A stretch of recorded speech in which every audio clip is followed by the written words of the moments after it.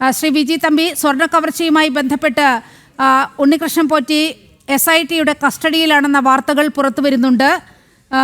ഇയാളെ ചോദ്യം ചെയ്ത് ഉടൻ തന്നെ അറസ്റ്റിലേക്ക് ഉണ്ണികൃഷ്ണൻ പോറ്റി കടക്കും എന്നാണ് മനസ്സിലാക്കുന്നത്. എങ്ങനെയാണ് ഈ സാഹചര്യത്തെ നോക്കിക്കാണുന്നത്? സ്വാമി ശരണം. ഒരു ഉണ്ണികൃഷ്ണൻ പോറ്റി അറസ്റ്റ് ചെയ്തുകൊണ്ടോ ഉണ്ണികൃഷ്ണൻ പോറ്റിയെ ചോദ്യം ചെയ്തുകൊണ്ടോ മാത്രം ഇത് ഒരു സ്ഥലത്തും എത്താൻ പോകുന്നില്ല. ഞാൻ നേരത്തെ പറയുന്നൊരു വിഷയമുണ്ട്. ഒരു ഉണ്ണികൃഷ്ണൻ പോറ്റിക്ക് മാത്രം വന്ന് രാത്രിയുടെ മറവിൽ ശബരിമലയിൽ വന്നിട്ട് ഇത് മോഷ്ടിച്ചുകൊണ്ട് പോകാൻ കഴിയുമോ? അപ്പോൾ ഉണ്ണികൃഷ്ണൻ പോറ്റിയെ ആരാണ് ഏൽപ്പിച്ചത്? ഇതൊക്കെ ഇതിന് പിന്നിൽ ആരൊക്കെയാണ് പ്രവർത്തിച്ചത്? ഇതിന്റെ പിന്നിലുള്ള ഒരു ഗൂഢസംഘത്തെയാണ് പുറത്തു കൊണ്ടുവരേണ്ടത്. ഈ ഉണ്ണികൃഷ്ണൻ പോറ്റി 2019 ഇത് ഇളക്കിക്കൊണ്ടുപോയി ചെയ്തിട്ട് വീണ്ടും 2025, അതായത് ഇപ്പോ കഴിഞ്ഞ ഈ സെപ്റ്റംബർ 6-നോ 7-നോ ആണ് വീണ്ടും അത് ഇളക്കി ഉണ്ണികൃഷ്ണൻ പോറ്റിയുടെ തന്നെ കൊടുത്തുവിട്ടിരിക്കുകയാണ്. അപ്പോൾ കുറെ കാലമായിട്ട് ഉണ്ണികൃഷ്ണൻ പോറ്റിയും ഈ ദേവസ്വം ബോർഡും അല്ലെങ്കിൽ ദേവസ്വം വകുപ്പ് മന്ത്രിമാരും അല്ലെങ്കിൽ അങ്ങനെയുള്ള ആൾക്കാരുമായിട്ടുള്ള അയാളുടെ ഒരു അവിശുദ്ധ ബന്ധം തുടരുകയാണ്. അപ്പം ഇദ്ദേഹം ഇതൊക്കെ പറഞ്ഞാലും ഇത് യഥാർത്ഥത്തിൽ പറഞ്ഞാൽ ഇതൊരു കോടതിയുടെ മുമ്പ് ഹാജരാക്കി അദ്ദേഹത്തിന്റെ മൊഴി കോടതിയിലാണ് രേഖപ്പെടുത്തേണ്ടത്. കാര്യം ഇത് പല കാര്യങ്ങളും ചിലപ്പോൾ തുറന്നു പറയാനുണ്ടാവും അയാൾക്ക്. കാര്യം ഒറ്റയ്ക്കൊരാൾക്ക് ചെയ്യാൻ പറ്റില്ലല്ലോ. അത് ഇത്രയും സ്വർണമാണ് നഷ്ടപ്പെട്ടിരിക്കുന്നത്. ഇത് ഭഗവാന്റെ തിരുവാഭരണമാണ്. കാര്യം ശബരിമല ക്ഷേത്രത്തിന്റെ ശ്രീകോവിലിന് മുന്നിൽ നിൽക്കുന്ന 2 കാവൽ ഭടന്മാരാണ് ഈ ദ്വാരപാലകർ. ആ ദ്വാരപാലകരുടെ വിഗ്രഹത്തിൽ ചാർത്തിയിരുന്ന ഏകദേശം 30 കിലോ വരുമെന്നാണ് എനിക്കറിവ്. 2 കിലോ കൂടി ചേർത്ത് അതിൽ 26 കിലോളം ചെമ്പും അതിന്റെ പിന്നിൽ മുകളിൽ 4 കിലോളം സ്വർണ്ണ പ്ലേറ്റിങ്ങുമാണ്. ഈ സ്വർണ്ണ പ്ലേറ്റിംഗ് ആണ് 2019 ഇളക്കിക്കൊണ്ട് പോയപ്പോൾ ദേവസ്വം ബോർഡ് രേഖപ്പെടുത്തിയത് എന്താ? അതിൽ നിന്ന് വ്യക്തമായിട്ട് പുറത്ത് വന്നിട്ടുണ്ട്. അതായത് അന്ന് സ്വർണ്ണ പ്ലേറ്റിംഗ് ആണെന്ന് പറഞ്ഞതിനെ തിരുത്തി ചെമ്പാക്കി കൊടുത്തത് അന്നത്തെ ദേവസ്വം കമ്മീഷണറായിരുന്ന ശ്രീ N. വാസു ആണെന്നാണ് ഇപ്പൊ പറയുന്നത്. ഉറപ്പല്ല. അപ്പോൾ ആ ശ്രീ വാസുവിന് ഇതിനകത്ത് ഒരുപാട് കളികളുണ്ട് എന്ന് പല പ്രാവശ്യവും ഞാൻ പറഞ്ഞിട്ടുണ്ട്. കാര്യം ശ്രീ വാസു രണ്ട് ടേം കമ്മീഷണറായിട്ട് ഇരുന്നതാണ്. 3ാമത്തെ ടേം അദ്ദേഹത്തിന് കമ്മീഷണറായിട്ട് കൊടുക്കാൻ പോയപ്പോൾ ഹൈക്കോടതി എതിർത്തുകൊണ്ടാണ് അദ്ദേഹത്തിന് ഉടനെ വെള്ളിത്തെളികയിൽ വെച്ച് ദേവസ്വം ബോർഡിന്റെ പ്രസിഡന്റ് പദവി ശ്രീ പിണറായി വിജയൻ നൽകിയത്. അപ്പോ ഇതിനകത്ത് ഒരുപാട് കളികൾ ഈ വാസു എന്ന് പറഞ്ഞ വ്യക്തിയുമായിട്ട് ബന്ധപ്പെട്ടാണ് ഒരുപാട് കളികൾ ഇതിനകത്ത് നടക്കുന്നത്. ഈ വാസു എന്ന് പറഞ്ഞ വ്യക്തിയാണ് യുവതീ പ്രവേശനത്തിന് അനുകൂലമായിട്ട് ദേവസ്വം ബോർഡിനെ കൊണ്ട് 2ാമത് സുപ്രീം കോടതിയിൽ അഫിഡവിറ്റ് കൊടുപ്പിച്ചത്. അപ്പൊ ഇതിനെല്ലാം കുടപിടിച്ച ആളാണ് ശ്രീ വാസു. അതുപോലെ അവിടെ യുവതീ പ്രവേശന വിഷയം വന്ന സമയത്ത് അവിടെ രാത്രിക്ക് മറവിൽ അവിടെ 2 സ്ത്രീകളെ ബിന്ദു അമ്മണിയും കനകദുർഗയും കൊണ്ടുപോയതിന് പിന്നിൽ പോലും ഈ വാസുവിന്റെ ചില പ്രവർത്തനങ്ങൾ ഉണ്ടെന്നാണ് പറയപ്പെടുന്നത്.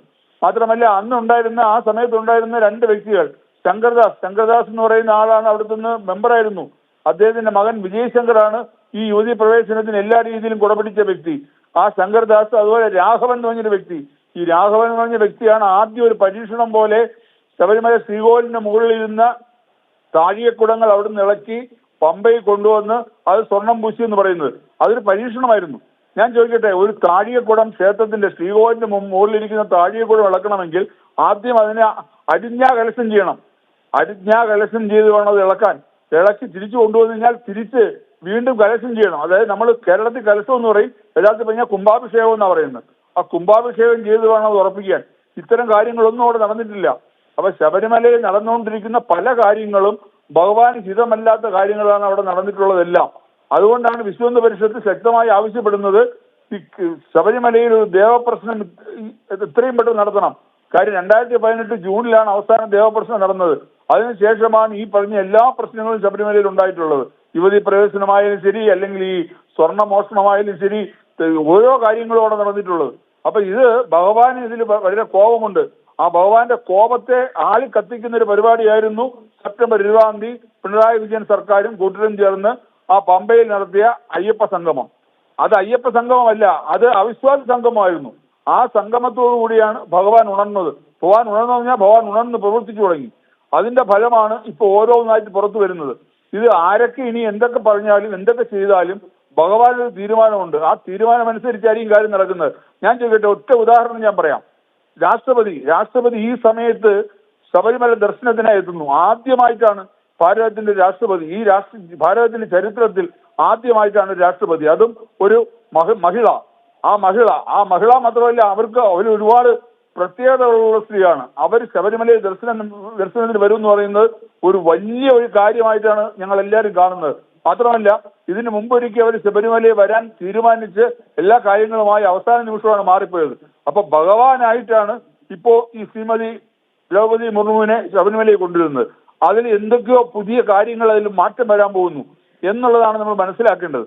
കാര്യം ശബരിമല എന്ന് പറയുന്ന ക്ഷേത്രം കേരളത്തിന്റെ ക്ഷേത്രം മാത്രമല്ല, ഭാരതത്തിന്റെ ക്ഷേത്രം മാത്രമല്ല, അത് ലോകം മുഴുവനുള്ള അയ്യപ്പ വിശ്വാസികളുടെ, അത് ഏത് മതത്തിൽപ്പെട്ടവരായാലും അവരുടെ എല്ലാം ആശ്രയ കേന്ദ്രമാണ് ശബരിമല. ആ ശബരിമല പോലെ ഇത്രയും സുരക്ഷാ സംവിധാനങ്ങളുള്ള, ഇത്രയും പേരുടെ ശ്രദ്ധ പതിയുന്ന, ഹൈക്കോടതിയുടെ നേരിട്ടുള്ള നിയന്ത്രണത്തിലുള്ള, അതിനുവേണ്ടി മാത്രം ഒരു സ്പെഷ്യൽ കമ്മീഷണർ വെച്ചിരിക്കുന്ന ഒരു ക്ഷേത്രത്തിൽ ഇത്ര വലിയ തീവെട്ടിക്കൊള്ളയാണ് നടന്നെങ്കിൽ കേരളത്തിലെ മറ്റ് ക്ഷേത്രങ്ങളുടെ അവസ്ഥ എന്തായിരിക്കും? എന്തെല്ലാം ആയിരിക്കും ഈ ക്ഷേത്രങ്ങളിൽ നിന്ന് അടിച്ചു മാറ്റിയിട്ടുണ്ടാവുക? ഓരോ ഭക്തനും അവന്റെ സമർപ്പണമാണ്, അവന്റെ എല്ലാം ഇതിനും സമർപ്പിക്കുകയാണ് ക്ഷേത്രത്തിലേക്ക്. ആ നേർച്ചയും കാഴ്ചയുമായി സമർപ്പിക്കുന്ന ആ വസ്തുക്കൾ, സ്വർണമായാലും വെള്ളിയായാലും ചെമ്പായാലും എന്തായിക്കോട്ടെ, ഇതിനെല്ലാം സുരക്ഷിതമായി സൂക്ഷിക്കേണ്ട ഉത്തരവാദിത്വമാണ് ദേവസ്വം ബോർഡിനുള്ളത്. ദേവസ്വം ബോർഡിന്റെ സ്ഥാനം എന്താ?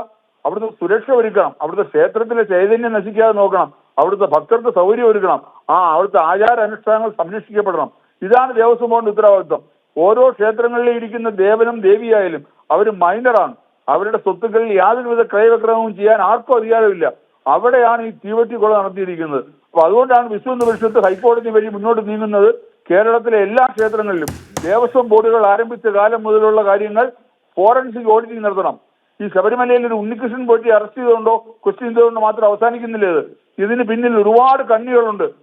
ഈ ഒരു വലിയ ചങ്ങലയിലെ ഒരു ചെറിയ കണ്ണി മാത്രമാണ് ഉണ്ണികൃഷ്ണൻ പോറ്റി.